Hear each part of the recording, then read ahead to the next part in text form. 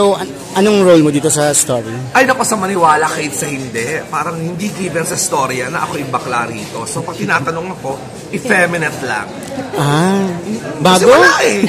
Yung character ko, wala. Hindi given na bakla yung character dito, baby. Wala siyang boylet dito, wala. So, nagkataon lang si Tito Baby ay Chuhin ni Ayla at saka ni Mara, played by Isabel Daza and Jasmine Curtis, na parang bata pa lang sila, naulila na silang dalawa. So I have no choice.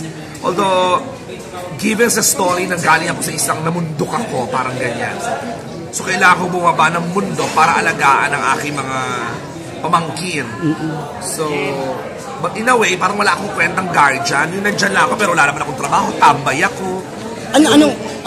Wala naman akong tulong sa pamilya, in other words. So, walang choice si Isabel Daza, dahil nga nagkaroon siya ng anak sa pagkadalaga, may nagkasakit pa yung anak, played by Raiko. Wala siyang choice kundi mag-abroad para sa greener pasture, para makatulong sa anak na may sakit, sa kapatid na hindi naman nakapag-aral, sa tsuhi na wala namang gawa. So basically yun. Gaano siya ka nakakatakot? Sinabi mo nga kanina. So, nakakatakot. Alam mo, ito yata ang first movie na dinabi ko na first movie na ginawa ko, nakakaperagot yung dialogue. Kaya nagdabi ako less than 30 minutes.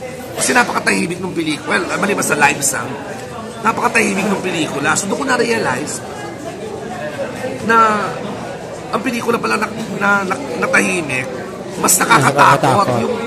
Without it, hindi ka na makakapagsalita sa takot. Mapapasigaw ka na lang, mapapatakbo ka na lang, at yun ang magiging experience sa mga tao after while watching Resurrection. Apparently sinadya pala, may mga scenes kami na ginawa na lang parang MTV ni Direk Borgie. Kasi sabi ko, galing-galing ng director na to. Kasi ang mas nakakatakot kasi maraming chika-chika, talk show. Ito, prangkahan, rekta, matatakot kayo, sisigaw kayo. Pero ang maganda nito,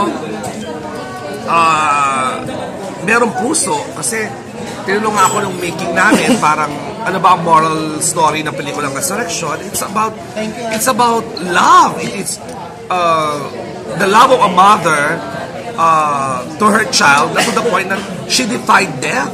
Nag-resurrection siya para lang dahil sa pagmamahal niya sa kanyang anak.